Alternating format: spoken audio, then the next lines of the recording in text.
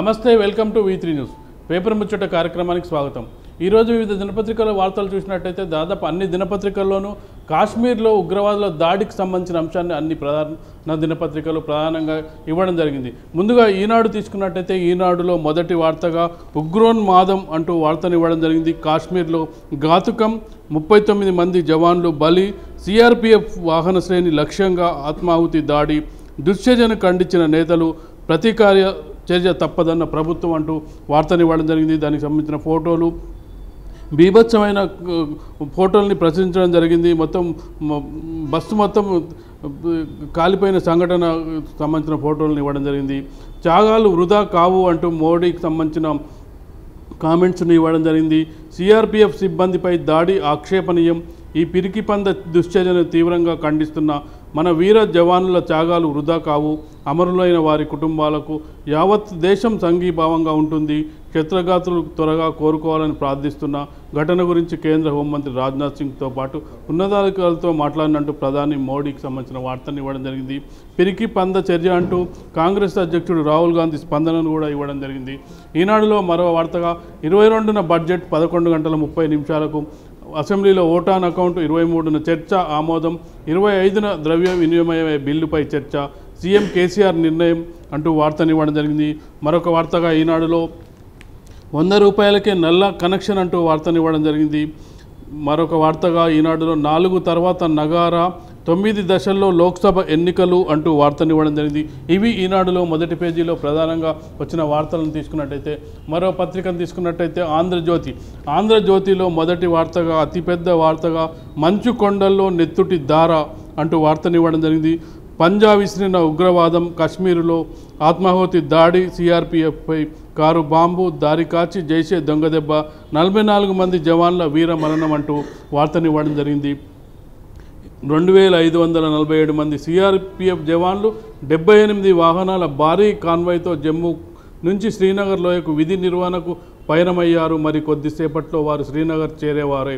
అంతలోనే 350 కిలోల పేలుడు పదార్థాలు నింపిన కారు వేగంగా దూసుకువచ్చి 39 మంది జవాన్లున్న కాన్వాయ్లోని ఓ బస్సును ఢీకొట్టింది. పెను విలయం. ఆ బస్సులో ఒక్క జవాను మిగలలేదు, అసలు బస్సే మిగలలేదు. పేలుడు దాటికి ఇనుప ముద్దగా మారిపోయింది. పేలుడు శబ్దం 12 కిలోమీటర్ల దాకా వినిపించింది. కాన్వాయ్లోని మరికొన్ని బస్సులు ధ్వంసమయ్యాయి. మొత్తం 44 మంది జవాన్లు వీరమరణం పొందారు, అనేక మంది గాయపడ్డారు. భారత వీర జవానుల వేడి నెత్తుటితో మంచుకొండలు ఎర్రబారాయి అంటూ వార్తనివ్వడం జరిగింది. పాక్ ప్రేరేపిత ఉగ్రవాద తండ కాశ్మీర్పై విసిరిన పంజా ఫలితం ఇది. ఈ దాడి చేసింది తామేనని మసూద్ అజాద్ నేతృత్వంలోని జైషే ఉగ్రవాద సంస్థ ప్రకటించుకుంది. ఆదిల్ అహ్మద్ అనే కశ్మీరీ ఉగ్రవాది ఆత్మాహుతి దాడి చేసినట్టుగా వెల్లడించింది. వాళ్ళకి సంబంధించిన ఫోటోలు కూడా ఇవ్వడం జరిగింది.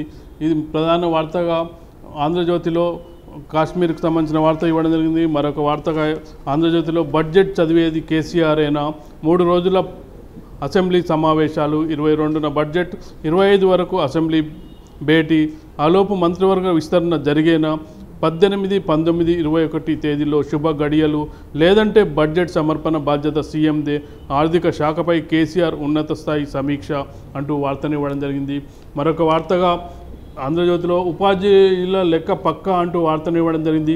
ప్రైవేటు పాఠశాలలపై సర్కార్ దృష్టి, ఆధార్తో వారి అనుసంధానం, అన్ని బడుల్లో ప్రత్యేకంగా సర్వే, అర్హత లేని వారిని గుర్తించే వీలు, నిబంధన ఉల్లంఘనలకు చెక్, ఇప్పటికే వెబ్సైట్ రూపకల్పన అంటూ వార్తనివ్వడం జరిగింది. ఇవి ఆంధ్రజ్యోతిలో మొదటి పేజీలో ప్రధానంగా వచ్చిన వార్తను తీసుకున్నట్టయితే, మరొక పత్రికను తీసుకున్నట్టయితే సాక్షిలో మొదటి వార్తగా ఉగ్ర ఘాతుకం అంటూ వార్తనివ్వడం జరిగింది. జమ్మూ కాశ్మీర్లో సిఆర్పిఎఫ్ కన్వాయ్పై ఆత్మాహుతి దాడి, 350 కిలోల పేలుడు పదార్థాలు నింపిన కారుతో 43 మంది జవాన్ల వీరమరణం, 20 మందికి తీవ్ర గాయాలు అంటూ వార్తనివ్వడం జరిగింది. మొత్తం 78 వాహనాల్లో 2547 మంది జవాన్లు జమ్మూ నుంచి శ్రీనగర్ వెళ్తుండగా హైవేపై ఉగ్ర పంజా, పేలుడు దాటికి తునాతునకలైన బస్సు, ఆర్మీ కంటోన్మెంట్ ఆసుపత్రికి క్షత్రఘాతుల తరలింపు, 2001 తర్వాత భారీ దాడి. ఇదే ఉగ్రదాడిని ఖండించిన రాష్ట్రపతి, ప్రధాని రాహుల్ అంటూ వార్తనివ్వడం జరిగింది. దాడి మా పనే అంటూ పాక్ ఉగ్ర సంస్థ జైషే మొహమ్మద్ ప్రకటనకు సంబంధించిన వార్తను ఇవ్వడం జరిగింది. ఆదిల్ ఆత్మాహుతి దాడికి పాల్పడినట్లు గుర్తించిన పోలీసులు అంటూ వార్తను ఇవ్వడం జరిగింది. వారి త్యాగాలు వృధా కావు అంటూ ప్రధాని మోడీ కామెంట్స్ని ఇవ్వడం జరిగింది. మరొక వార్తగా ఢిల్లీ పెత్తనం కేంద్రానికే, అధికారాల నియంత్రణపై సుప్రీంకోర్టు కీలక ఉత్తర్వులు, సివిల్ సర్వీసెస్ పై పీఠముడి విస్తృత బెంచ్కి బదిలీ, మిగిలిన అంశాలపై ఏకాభిప్రాయంతో తీర్పు, విభేదాలుంటే ఎల్జీదే ఆఖరి మాటని స్పష్టీకరణ, ప్యూన్ కూడా నియమించుకోలేం ఆప్ అంటూ వార్తను ఇవ్వడం జరిగింది. ఢిల్లీకి కేంద్రానికి నడుస్తున్న గొడవలో కేంద్ర ప్రభుత్వానికి అనుకూలంగా తీర్పు వచ్చినట్టు ఈ వార్త సారాంశం. 22న బడ్జెట్ అంటూ మరొక వార్తను ఇవ్వడం జరిగింది.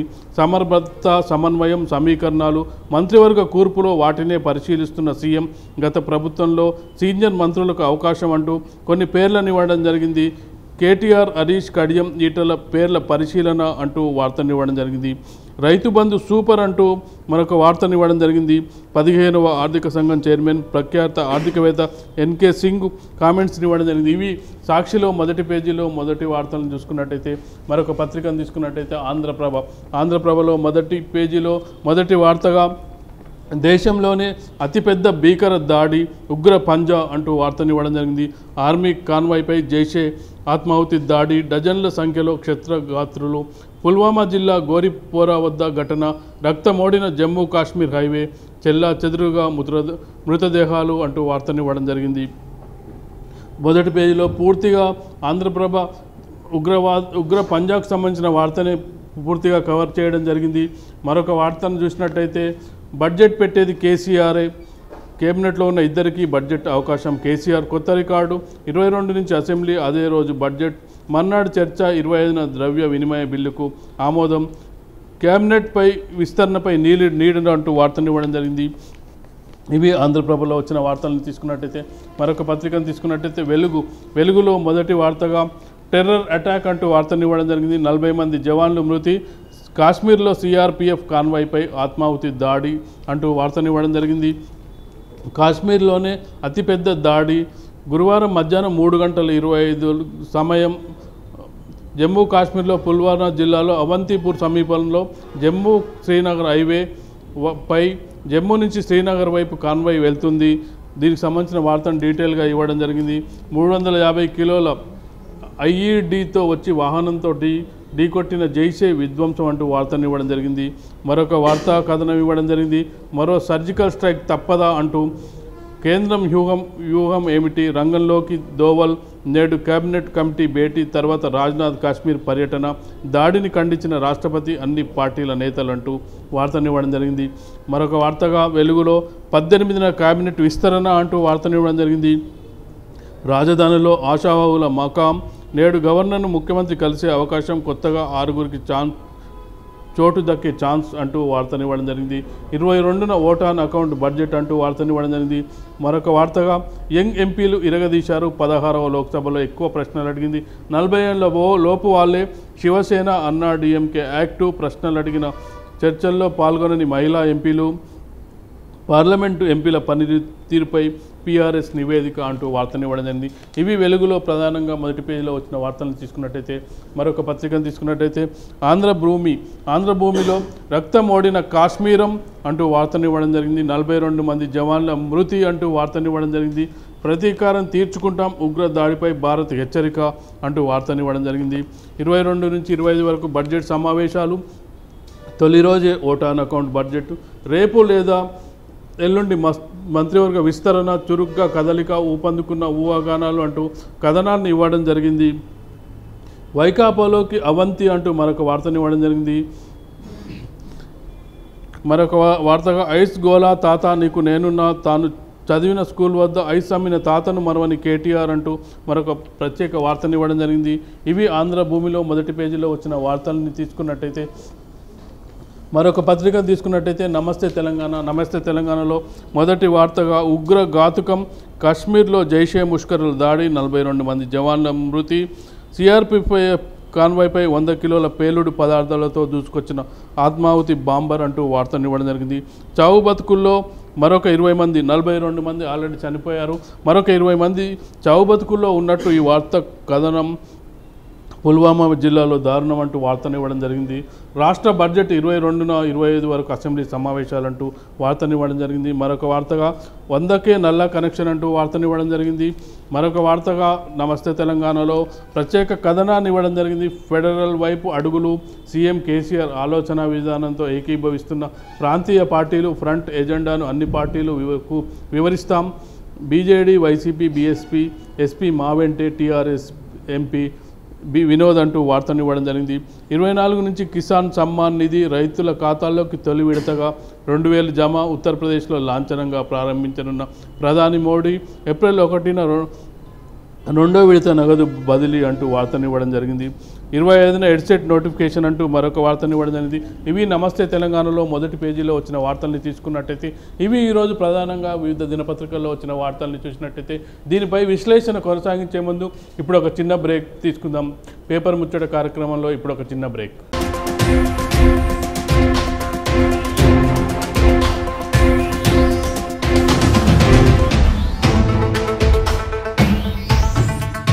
Shri Gayatri Devi జ్యోతిషాలయం, Dilsukh Nagar.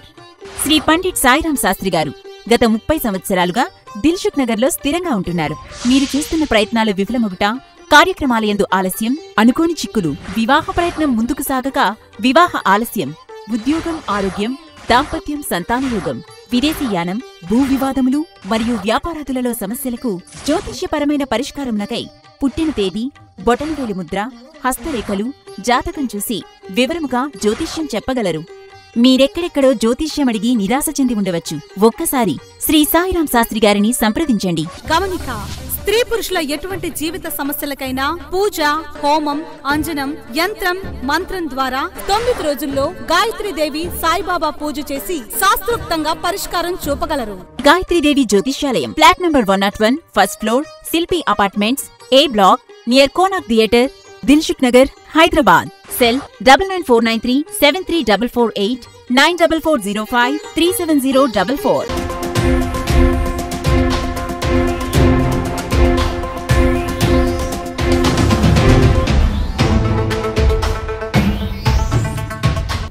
Welcome back to paper ముచ్చట కార్యక్రమం. ఈరోజు వివిధ దినపత్రికల్లో వచ్చిన వార్తలను చూసినట్టయితే దాదాపు అన్ని దినపత్రికల్లోనూ కాశ్మీర్లో ముష్కర్ల దాడికి సంబంధించిన వార్తను ఇవ్వడం జరిగింది. 40కి పైగా సైనికులు, సిఆర్పిఎఫ్ జవాన్లు మరణించడం జరిగింది. ఇది బాధాకరమైన విషయం. దేశమంతా అండగా ఉండాల్సిన అవసరం ఉంది. సైనికులు సెలవులు ముగించుకొని వెళ్తున్న సమయంలో అనుకోని దాడి జరిగింది. దీనికి సంబంధించి మనతో మాట్లాడడానికి తెలంగాణ మాజీ సైనికుల అధ్యక్షుడు మనోహర్ రెడ్డి గారు ఉన్నారు. నమస్తే సార్. సార్, అంటే మనం ముఖ్యంగా చూసినట్టయితే దాదాపు అంటే ఇది ఇటీవల కాలంలో చాలా పెద్ద దాడిగా చూడవచ్చు. అంటే 2001లో ఆ సమయంలో ఎక్కువ ప్రాణ నష్టం జరిగింది. ఇప్పుడు మరొకసారి కాశ్మీర్లో ఉగ్రవాదులు రెచ్చిపోయారు. దీన్ని అంటే మనం ఎలా చూడాలంటారు? అంటే ఇది అంటే వాళ్ళు అంటే ఈ టెర్రరిస్టులు ఏదైతే చేశారో అది చాలా పాశమైన చర్య. ఇది దాదాపు 2016లో యూరి సెక్టర్లో ఏదైతే జరిగిందో దాని తర్వాత 20 మంది భారత సైనికులు మరణించడం జరిగింది. మళ్ళీ ఇప్పుడు ఇది భారత చరిత్రలో ఇంత పెద్ద పాశవిక చర్యకు వాళ్ళు పాల్గొనడం చాలా దురదృష్టకరం. ఎందుకంటే ఇలాంటి చర్యలు మనకు చూస్తూనే ఉంటాము. ఇక్కడ ఛత్తీస్గఢ్లో కానీ ఇలాంటి చాలా ప్లేస్లలో మనకు వాళ్ళు చేయడం జరిగింది. ఇది చాలామంది ప్రతి భారతీయ పౌరుడు దీన్ని ఖండించాల్సిన అవసరం ఉంది. అంటే సైనికుల వెంట ఉండాల్సిన అవసరం ఉంది, నైతిక స్థైర్యం నింపాల్సిన అవసరం ఉంది సైనికులకు. అంటే 25 మంది పైచీలకు సైనికులు ఒక హైవే మీద బయలుదేరుతున్నప్పుడు అంటే ఏమన్నా అంటే కొంత ఎమరపాటుగా ఉండకపోవడం ఏమన్నా సమస్య కారణం అంటారు? అంటే ఓవర్ కాన్ఫిడెన్స్ తోటి ఏమన్నా వెళ్ళారని మనం చెప్పొచ్చు అనేది. అంటే దాదాపు వీళ్ళు ఒక పెద్ద 70 వెహికల్స్ అంటే వాహనాల్లో వాళ్ళు తిరిగి ఒక కాన్వాయ్ మొత్తం వెళ్తున్నారు. మరి అది ఎలా బయట వచ్చిందో సమాచారం అనేది ఇంతవరకు మనం చెప్పలేము. అది దాంతో సమాచారం ద్వారానే వాళ్ళు అది దుశ్చర్యకు పాల్పడడం జరిగింది. ఎందుకంటే అదే జమ్మూ కాశ్మీర్లో ఎప్పటి నుంచో చేస్తూనే ఉన్నారు. వీళ్ళు ప్రతి క్షణం బాగానే మంచి భద్రత ఉంటారు. కానీ అది మరి వాళ్ళ అంటే ఈ గూఢాచారి ద్వారానే జరిగినట్టు భావిస్తాను. అంటే మీరు సైనికులు అంటే పనిచేశారు, కాశ్మీర్ ఏరియాలో పనిచేశారు, అంటే ఎలా ఉంటుంది అక్కడ పరిస్థితులు? అంటే సైనికులు నిత్యం అంటే ప్రాణాలను పణంగా పెట్టి పని చేయాల్సిన అవసరం ఉంటుంది. వాళ్ళు సెలవులకు వచ్చారు, సైనికులు సెలవులు పూర్తి చేసుకొని వెళ్ళారు, మళ్ళీ బాధ్యతల నిర్వహణలో భాగంగా మరో శ్రీనగర్కు బయలుదేరి వెళ్తున్నారు. 2500 మంది ఒకేసారి బయలుదేరి వెళ్తున్నారు. అంటే ఇలాంటి సందర్భంలో అంటే చర్యలు ఎలా ఉండాల్సి ఉండే అనేది మనకు ప్రధాన ప్రశ్న. అంటే అది వాళ్ళ సెలవుల నుంచి అంటే కన్వే వాళ్ళు సెలవులు అనే సెలవులో కొంతమంది ఉంటారు. అందులో చాలామంది 2500 మంది అంటే వాళ్ళు మొత్తం వాళ్ళ బటాలియన్ మొత్తం ఒక ప్లేస్ నుంచి ఇంకో ప్లేస్కు తరలించినప్పుడు ఇది జరిగింది. అంటే ఇది విధంగా అంటే కన్వే అనేది పోతూనే ఉంటారు. అది నేషనల్ హైవే శ్రీనగర్ 30 కిలోమీటర్ల ముందు 20 కిలోమీటర్ల ముందే ఇది జరిగింది. అంటే అది జరిగింది అంటే ఏదో విధంగా అది వాళ్ళకు హైవే కాబట్టి హైవేలో జరిగింది కాబట్టి అది వాళ్ళకి తెలిసే ఉంటుందనేది మా అభిప్రాయం. అంటే జనరల్గా అంటే హైవేలో చెక్ పోస్టులు ఎక్కువ ఉంటాయి, చెక్కింగ్స్ ఎక్కువ ఉంటాయి, అది డే టైము. అంటే ఒక కాన్వాయ్ని వచ్చి ఒక వెహికల్ ఢీకొంటున్నప్పుడు అంటే సమాచార లోపమా లేకపోతే అంటే వీళ్ళు పసిగట్టలేకపోయారా అనేది ముఖ్యంగా మనకు వినిపిస్తున్న వార్త. అంటే అది అంటే మనం అంతా అంటే అది ఒక విధమైన వీళ్ళ భద్రతా కారణాలే మనం అనుకోవచ్చు. ఇంకా మధ్యాహ్నం 3 గంటలకు వాళ్ళు పొద్దున బయలుదేరారు అక్కడ జమ్మూలో. మధ్యాహ్నం 3 గంటల ప్రాంతంలో జరిగింది ఈ యొక్క చర్య. అంటే అది భద్రతా లోపమే అనుకోవచ్చు మనం. అంటే పుల్వారా జిల్లాలో శ్రీనగర్ జాతీయ రహదారిపై 3:30 గంటలు అంటే డే టైంలో 350 కిలోల పేలుడు పదార్థాలతో కూడిన వాహనం వచ్చి ఒక వెహికల్ను ఢీకొట్టింది. మళ్ళీ వాళ్ళు చేసింది కూడా జైషే మొహమ్మద్ ఉగ్రవాద సంస్థ అని వాళ్ళు ప్రకటించుకున్నారు. అంటే వాళ్ళు ఇంత ఓపెన్గా చేయడానికి మన వ్యవస్థ ఏమన్నా లోపాలంటే మనం పసిగట్టలేకపోయామా అనేది ప్రధానంగా వినిపిస్తున్న ఇక్కడ సమస్య. అంటే వీళ్ళు కూడా భద్రతా దళాలు కూడా వాళ్ళ ఒకరిని మట్టుపెట్టడం జరిగింది. దాని ప్రతీకార చర్యగా మనం దీన్ని భావించుకోవాల్సి వస్తుంది. అది వాళ్ళ ద్వారానే జరిగింది. అది ప్రతీకార చర్య కేవలం ఇది వాళ్ళ. అంటే ఇప్పుడు ఒకటేంటంటే ఈ ఇటీవలి కాలంలో భారత భద్రతా బలగాలు ఈ ముష్కరులపై కానీ వీళ్ళపై కొంచెం ఆధిపత్యం ప్రదర్శిస్తున్న సమయంలో సడన్గా వీళ్ళను దెబ్బగొట్టడానికి ఒక ప్రతీకార చర్య తీసుకున్నట్టుగా మనకు కనిపిస్తుంది.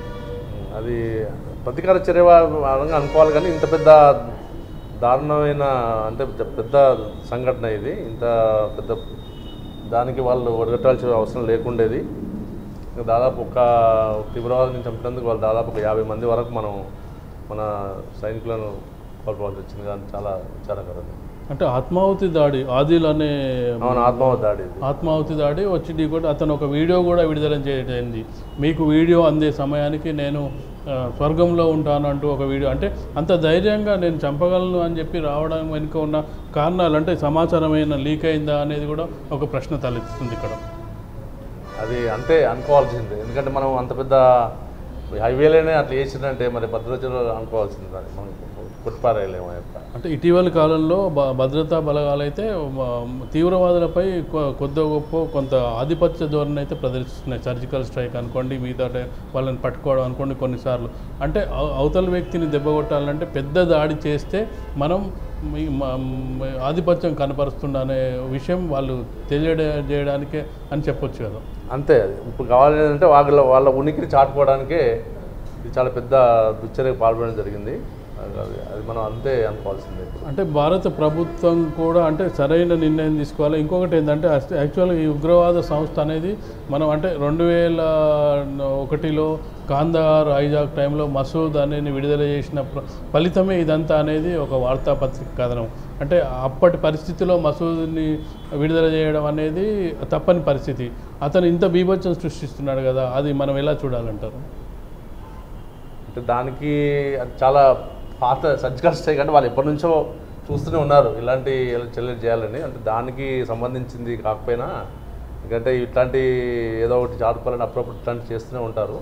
కానీ మనం దాన్ని ఇట్లాంటి జరగడం చాలా దురదృష్టకరమైన అంటే మీరు ప్రత్యక్షంగా చూసారు కదా, అంటే అక్కడ వాతావరణం ఎలా ఉంటుంది, అంటే సైనికులు అంటే పాకిస్తాన్తో కానీ అక్కడ బార్డర్లో కానీ సిచ్యువేషన్స్ కండిషన్స్ ఎలా ఉంటాయి, అంటే మీరు ప్రత్యక్షంగా చూసిన వాళ్ళు కదా. కండిషన్స్ అనేది అంటే మైనస్లో ఆ కండిషన్స్లో పనిచేయడం కష్టమే.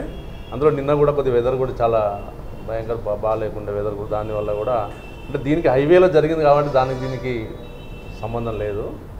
హైవేలో కావాలనే వాళ్ళు దీన్ని కొన్ని ప్లాన్ ప్రకారమే చేసినట్టుగా అనిపిస్తుంది మనకు. అంటే హైవేలో జరిగిందంటే మన వాజ్పేయి టైంలోనే కదా ఇతన్ని అంటే విడుదల చేయడం జరిగింది, కాందహార్ హైజాక్ దీంట్లో మసూదు. అంటే మసూదు బయటకు వచ్చిన తర్వాతనే పార్లమెంటు పై దాడి కూడా జరిగింది. అంటే మనం అంటే కష్టపడి సైనికులు ఒక ఉగ్రవాదిని పట్టుకుంటే ఏదో వాళ్ళు డిమాండ్లు పెట్టి ఉగ్రవాదిని విడుదల చేస్తుంది ప్రభుత్వాలు, దీనివల్ల మళ్ళీ నష్టపోయేది మళ్ళీ సైనికులే. అంటే దీన్ని అంటే వ్యూహాత్మకంగా ఎలా వ్యవహరించాలంటారు, అంటే మీరు అక్కడ పనిచేసారు కదా, ఎలా ఉంటే బాగుంటుంది అంటారు మీ అబ్జర్వేషన్స్? దాన్ని ఆలోచనలో ఉన్నారు ప్రస్తుతం. మరి అట్లాంటిది అంటే మన సర్జికల్ స్ట్రైక్ కూడా చేసాం, జ్యూరీ సెక్టర్ తర్వాత కూడా సర్జికల్ స్ట్రైక్ చేసి కూడా వాళ్ళను అప్పటి నుంచి వాళ్ళు మళ్ళీ దీన్ని ఎలా ప్రతికార చర్య తీసుకోవాలనే భావనలో ఉన్నారు. మళ్ళీ కూడా ఆలోచనలు అంటే వాళ్ళు ఏం చేస్తారు అనేది మనం చూడాల్సిందే. అంటే సర్జికల్ స్ట్రైక్ చేయడం ఓకే, అంటే మన పాయింట్ ఏంటంటే యాక్చువల్గా ఒక ఉగ్రవాదిని కష్టపడి పట్టుకుంటారు భద్రతా దళాలు, పట్టుకున్న ఉగ్రవాదిని జైల్లో పెడతారు, అతన్ని పోషిస్తారు, చాలా కాలం పాటు పోషిస్తారు. మన కోర్టులు రక్షణ కల్పిస్తాయి, కోర్టులో కొంత లేటు న్యాయం జరుగుతుంది. దీంతో ఏమవుతుందంటే వాళ్ళు మరో పథకం వేసి ఎక్కడనో కిడ్నాప్ చేసి అతన్ని వదులుతూనే ఇతన్ని వదులుతాం లేకుంటే మొదలు అంటే ఈ డిమాండ్స్ పెట్టి మొత్తానికి ఏంటంటే ఆ మసూద్ అనే అతన్ని వదలడంతో ఇప్పుడు దాని తర్వాత సీక్వెన్స్ చూస్తే పార్లమెంటుపై దాడి కానీ ఇటీవల జరిగిన అన్ని కూడా అతని ఆధ్వర్యంలోనే జరిగినాయి.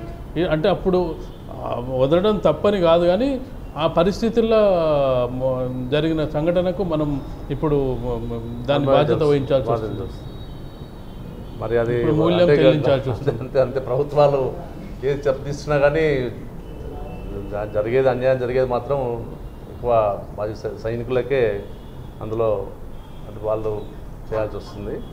మిగతా పౌరులకు కూడా అంత కాకుండా కానీ మాజీ సైనికులకే ఎక్కువ టార్గెట్ చేసి దీన్ని ప్రతిసారి మనం చూస్తూనే ఉన్నాం. ఇవాళ పాకిస్తాన్ ఎప్పటి నుంచో ఇలాంటి సంఘటనలు చాలా జరిగినాయి. అలా కాకుండా మన లోకల్లో కూడా ఇప్పుడు చేస్తున్నారు, నక్సలైట్స్ వాళ్ళు కూడా వాళ్ళు చేస్తున్నారు. దీనికి ఎలా అనేది మనం చేయాల్సింది. అంటే ఒకటి ఏంటంటే ఇప్పుడు మిగతా కేసులు వేరు, దేశం జరిగే కేసులు కానీ ఉగ్రవాద సంస్థలు ఉగ్రవాదుల్లో దొరికిపోయిన తీవ్రవాదులకు సంబంధించి ఎక్కువ రోజులు కాలయాపన చేయకుండా వెంటనే వాళ్ళకంటే శిక్ష వేయడము పరిష్కరించడం చేసినట్టయితే ఇలాంటి సమస్యలు జరగకుండా ఉంటాయి కదా. అవును అని మీరు అన్నట్టు వాస్తవమే అది. కానీ మన న్యాయ వ్యవస్థ అనేది అలా ఉంది కాబట్టి మనం దాన్ని చేయలేదు. చట్టాలంటే అట్లాంటి చట్టాలు మనం మారవాల్సి వస్తుంది. అంటే ఇట్లాంటి చేసినప్పుడు వాళ్ళకి తొందరగా ఏమైనా శిక్షలు అట్లాంటివి చేస్తేనే మనం వీటిని నివారించవచ్చు. కేంద్రంలో గత ప్రభుత్వాలు టాడా అని పోటా అని కొన్ని చట్టాలు తెచ్చాయి. అంటే ప్రత్యేకంగా ఉగ్రవాదులకు శిక్షణ ఇస్తున్న వాళ్ళకు, ఉగ్రవాదులకు సహకరిస్తున్న వాళ్ళకు. అంటే ఆ చట్టాలు అనేది ఇటీవల కాలంలో ప్రయోగించట్లేదా, లేకపోతే ఆ చట్టాలు లేవా, లేకపోతే ఆ చట్టాలని మనం వాడట్లేదా అనేది కూడా ఒక ప్రధాన ప్రశ్న వస్తుంది. చట్టాలు ఉన్నాయి వాడుతుంటారు, కానీ మరి ఎన్ని చట్టాలు ఉన్నాయి ఏం చేసినా కానీ దాన్ని అంటే కాలయాపనతోటి కూడా మనకు ఇలాంటి సంఘటనలు జరుగుతుంటాయి. అలా కాకుండా ఎలా అయితే ఉగ్రవాది చర్యలు పాల్పడ్డప్పుడు వాళ్ళకు ఏదైనా శిక్ష అలాంటివి చేస్తేనే మనం వీటిని నివారించవచ్చు. అంటే ఒకటేంటంటే మనకు అర్థమవుతున్నది ఏంటంటే ఒక తీవ్రవాదినో ఉగ్రవాదినో పట్టుకున్నప్పుడు దాన్ని డిలే చేయడం వల్ల వాడు అలర్ట్ అయిపోయి మరొకటి కిడ్నాప్ చేయడమో ఏదో ఒకటి చేసి వాడిని విడిపించే ప్రయత్నం చేస్తున్నాడు. ఆ ప్రయత్నంలో మనం తప్పని పరిస్థితిలో అతన్ని విడవాల్సి వస్తుంది. ఆ తర్వాత వాడు మామూలుగా వాడి కార్యక్రమాలు కొనసాగిస్తున్నాడు. అలాంటిది లేకుండా ఉండాలంటే అంటే ప్రభుత్వం వైపు నుంచి ఎలాంటి చర్యలు తీసుకోవాలంటే? ప్రభుత్వం ఏంటంటే స్పెషల్గా ఒక చర్యలు అంటూ ఏమి ఉండవు. ఎందుకంటే వాళ్ళు ఏదైతే పట్టుకున్నప్పుడు వాళ్ళు ఏదో డిమాండ్స్ ఉంటూనే ఉంటాయి. దానికి మనం అంటే గవర్నమెంట్ తొందరగా కూడా ప్రతిపక్షాలు ఉంటాయి, వాటిలో కూడా అన్నీ చూసుకొని ఏదైనా చేయాల్సి వస్తుంది. కానీ అంత తొందరగా మాత్రం వాళ్ళు డిసిషన్ తీసుకోవాలని కష్టం పని. అంటే ముఖ్యంగా ఏంటంటే ఫ్యూచర్లో కూడా ఇలా జరగకుండా ఉండాలంటే ప్రభుత్వం వైపు నుంచి కానీ అంటే కాశ్మీర్లో కూడా ప్రజలు కొంత ఉగ్రవాదం వైపు ఉండి వాళ్ళ సపోర్ట్ వాళ్ళకు ఉండడం ఇలాంటి సమస్యలు కూడా కొన్ని ఉంటాయి కదా అక్కడ. కాశ్మీర్ అంటే కొంత యువత ఏంటంటే ఉగ్రవాదంపై ఆకర్షితం అవ్వడం, వాళ్ళకు కొంత సపోర్ట్ చేయడం, అంటే వాళ్ళ సపోర్ట్ తోటే వాళ్ళు ఎంటర్ అవ్వడం, ఇలాంటి సమస్యలు పరిష్కరించాలంటే ప్రభుత్వం వైపు నుంచి కొన్ని చర్యలు ఉండాల్సిన అవసరం ఉంటుంది. ప్రభుత్వం వైపు నుంచి అనేది మనం ఇప్పుడు పాకిస్తాన్ తోటి మనకి ఎప్పటి నుంచో ఈరోజు వచ్చిన సమస్య కాదు. ఎప్పటి నుంచో కొన్ని సంవత్సరం దాదాపు స్వాతంత్రం వచ్చినప్పటి నుంచి మనం చూస్తూనే ఉన్నాము. దాన్ని మరి ఎలా చేస్తారనేదే అంటే ఒక గవర్నమెంట్ ఉన్నప్పుడు జరుగుతున్న తర్వాత మళ్ళీ వేరే గవర్నమెంట్ వచ్చినప్పుడు కూడా ఇలాంటి చర్యలు జరుగుతూనే ఉంటున్నాయి మనకు. ఇది గవర్నమెంట్తో సంబంధం లేదు. అంటే పాకిస్తాన్ ఒకటి ఏంటంటే భారతదేశంలో అస్థిరత నెలకొల్పాలి, దాని కొరకు సూసైడ్ బాంబింగ్ చేయాలి, ఏదైనా జరిగింది. ఇప్పుడు బాంబే దాడులు జరిగినా, పార్లమెంటు దాడులు జరిగినా, ఎక్కడ ఏది జరిగినా ఏంటంటే ఒక భారతదేశంలో ఒక అస్థిరత నెలకొల్పాలనే లక్ష్యంతో వాళ్ళు దాడి. అంటే ఉగ్రవాదికి అంటే ఏముండదు, మానవత్వం అట్లాంటివి ఏముండదు. వాడి లక్ష్యం ఒకటే ఏంటంటే ఎంతమందిని ఎక్కువ మందిని వీలైతే అంతమందిని చంపేయాలనే లక్ష్యంతో వెళ్తుంటారు కదా. అంతే. వాళ్ళు అంటే ఉగ్రవాదం అనేది వాళ్ళు ఒక్కసారి వాళ్ళు అందులోకి వెళ్ళారంటే నిన్న జరిగిన చర్య అంతే కదా. నిన్న జరిగింది స్వయంగా ఒక స్కార్పియో వెహికల్లో వెళ్ళి దాడి చేసుకున్నాడు అంటే మరిగా అది వాళ్ళు అంత అంటే ప్రాణానికి తెగించి కూడా చేయాలని వాళ్ళు చూస్తున్నారు. వాళ్ళకి అలానే శిక్షణ కూడా ఉంటుంది కాబట్టి మనం ఇలాంటి సంఘటన జరగకుండా మనం చాలా జాగ్రత్త వ్యవహరించాల్సి వస్తుంది. అంటే పాకిస్తాన్ ఎలాగో అలాంటి చర్యలకు పాల్పడుతుంది. అంటే భారతదేశంలో భాగమైన కాశ్మీర్లో కూడా కొంతమంది యువకులు ఉగ్రవాదం వైపు మళ్ళుతూ వాళ్ళకు పరోక్షంగా కొంత సహకారం అందించడం వల్లనే వాళ్ళు భారత్లోకి ప్రవేశించగలుగుతున్నారు అనేది ఒక ఇది ఉంది. అంటే మీరు అంటే ఆ బార్డర్ ఏరియాలో ఉన్నప్పుడు ఇలాంటి సంఘటనలు ఏమైనా మీకు ఎదురయ్యాను అప్పట్లో? నేను అంటే అక్కడ అట్లాంటివి అప్పుడు కాలేదు. నేను దాదాపు 20 ఏళ్ళు అయింది అంటే ఇయాలు తీసుకొని. అంటే దాని తర్వాత ఇంకా ఎక్కువ అప్పుడు ఉండేది చొరబాటు వీళ్ళ ఉన్న అక్కడ స్థానికుల ద్వారానే మనకు వాళ్ళ ఇంట్లోకి రావడానికి ఆస్కారం ఎక్కువ ఉంటుంది. అంటే అప్పట్లో ఇంత దాడులు లేవేమనుకుంటా. ఓన్లీ బార్డర్లకు సంబంధించిన ఒక టెన్షన్, బార్డర్కి సంబంధించిన టెన్షన్ తప్పిస్తే భారత్లోకి చొరబడి ఉగ్రవాదుల దాడి అనేది ఇటీవలి కాలంలో పెరిగిందని చెప్పి ఈ మధ్యనే మనకు దాదాపు ఒక 15 ఏళ్ళ నుంచి ఎక్కువ. 2001 పార్లమెంటు దాడి జరిగిన తర్వాత బాంబేలో ఏదైతే అది దాని తర్వాత అలాంటి ఎప్పుడు జరుగుతూనే ఉంటాయి మనకి. అంటే ఇలాంటి దాడులు జరగకుండా అంటే ప్రభుత్వం వైపు నుంచితో పాటు అంటే ప్రజల్లో కూడా కొంత అవేర్నెస్ తీసుకురావాలి. వాళ్ళు అంటే భారత్లో ప్రవేశించకుండా కొంత ప్రజలు కూడా సహకరించాల్సిన అవసరం ఉంది. ప్రజలు సహకరించాలంటే అక్కడ ఉన్న మన జమ్మూ కాశ్మీర్లో ఉన్న ఎక్కువ పాకిస్తాన్ వాళ్ళ సపోర్ట్ ద్వారానే చేస్తుంటాం. ఎన్నో రాయితీలు ఉన్నాయి వాళ్ళకు. ప్రతి ఏ గవర్నమెంట్ వచ్చినా కానీ వాళ్ళ ప్రతి రాయితీలు జరిపిస్తూనే ఉన్నారు. అయినా వాళ్ళు కూడా సహకరిస్తున్నారు. వాళ్ళతో సహకారం లేనిది ఇప్పుడు ఇక్కడ ఉన్న నిన్న జరిపి జమ్మూ కాశ్మీర్ అతనే, అతను పాకిస్తాన్ కాదు, ఇక్కడ అతనే జమ్మూ కాశ్మీర్ అతనే వాళ్ళ బ్రదర్ని ఎవరినో చేసినందుకు ప్రతీకార చర్యగా నేను చేయడం జరిగింది. అండ్ పాకిస్తాన్ ఉన్నా కానీ వాళ్ళ సహకారం లేనిది. అంటే పాకిస్తాన్ వాళ్ళు వాడుకునేది కూడా కాశ్మీర్ భారత యువకులే వాడుకుంటారు. అంటే ఎక్కువ మంది వాడుకునేది కూడా అంటే ఇక్కడ అరెస్ట్ అయ్యేటోళ్ళు కూడా మన వాళ్ళే అరెస్ట్ అవుతారు. అంటే వాళ్ళను ఆ వైపుగా వాళ్ళు మోటివేట్ చేస్తున్నారు చేసి ఇట్లాంటి చర్యలు పాల్పడుతున్నారు. అంటే ముఖ్యంగా ఇప్పుడు పిఓక అనేది వీళ్ళ కార్యక్రమాలన్నీ పిఓకే నుంచే జరుగుతున్నట్టున్నాయి కదా. పిఓకేనే ఉగ్రవాద అడ్డాలు కానీ ఉగ్రవాద కార్యక్రమాలు కానీ ఉగ్రవాద అంటే మొన్న స్ట్రైక్ చేసింది కూడా పిఓకే పైన జరిగిన దాడి. అక్కడ దాడి అంటే ముఖ్యంగా మనం చూడాల్సింది ఏంటంటే పాకిస్తాన్ ఇలాంటి చర్యలకు పాల్పడుతున్నప్పటికీ భారత్ అప్రమత్తంగా ఉండాల్సిన అవసరం ఉంది. సైనికులు కూడా ఎందుకు అంటే కొంత నిర్లక్ష్యంగా ఉన్నారని మనం చెప్పలేం. కానీ వాళ్ళ సమాచారం ఎలా లీక్ అయింది, రోడ్డు మీద దాదాపు చాలాసేపు ఆ వెహికల్ నిలబడ్డది, అంటే దాన్ని గుర్తించలేకపోయారు. ఇక్కడ కొంచెం ఏదో అంటే కొంత లోపం ఏదో ఉన్నట్టుగా కనిపిస్తుంది మనకు. అది మనం ఇప్పుడు అలానే అనుకోవాల్సి వస్తుంది. అంటే ఇంకా పూర్తి వివరాలు రాలేదు. అంటే దేని మీద మనం ఆరోపణలు చేయాల్సి మరి అంటే హైవే అనేది కొన్ని విషయాలలో కొంత జాప్యం జరిగింది. ఎందుకంటే ఆ వెహికల్ ఎక్కడుందో అనేది వీళ్ళు మరి కన్వే అయినప్పుడు వీళ్ళు సెక్యూరిటీ వాళ్ళు కూడా చూసేది ఉండే, అందులో కూడా వీళ్ళ లోపం కూడా ఉంది అని అనుకుంటున్నాం. థ్యాంక్ యూ మనయ్య రెడ్డి గారు. ఈరోజు నిన్న ఏదైతే జరిగిన సంఘటనలో వాళ్ళందరికీ మా తరఫున మా మాజీ సైనికుల తరఫున వాళ్ళ కుటుంబీకులందరికీ ప్రగాఢ సంతాపం తెలియజేస్తూ వాళ్ళకు ఎవరైతే చనిపోయారో వాళ్ళకు కూడా భగవంతుడు ప్రార్థిస్తుంది. థ్యాంక్ యూ మనోహర్ రెడ్డి గారు. V3 న్యూస్ వచ్చి మీ అభిప్రాయం చెప్పినందుకు. V3 న్యూస్ తరపున అంటే ఎవరైతే సైనికులు చనిపోయారో సైనికుల తరపున దేశమంతా ఉండాలని చెప్పి పార్టీలు కూడా రాజకీయ పార్టీలు కూడా రాజకీయాల కోసం ఆలోచించకుండా సైనికుల పక్షాన నిలబడాలని, సైనికులకు అండగా నిలబడాలని, అసలు ఏం జరిగిందో తెలుసుకోకుండా విమర్శలు చేయొద్దని అప్పుడే ఇటీవల కాలంలో నిన్ననే విమర్శలు కూడా ప్రారంభమయ్యాయి. ఒకవేళ కేంద్ర ప్రభుత్వం చేతగానితనమని కొన్ని విమర్శలు చేస్తున్నాయి. ఇలాంటి విమర్శలు చేయకుండా ముందుగా దేశంలో ఒక ఉగ్ర దాడి జరిగింది. ఉగ్ర దాడిని ఖండించాల్సిన అవసరం ఉంది. సైనికులకు అండగా నిలవాల్సిన అవసరం ఉంది. ఇది V3 న్యూస్ కోరుకుంటుంది. ఇది ఈరోజు పేపర్ ముచ్చట కార్యక్రమం. తిరిగి రేపటి కార్యక్రమంలో కలుసుకుందాం. అంతవరకు సెలవు. నమస్కారం.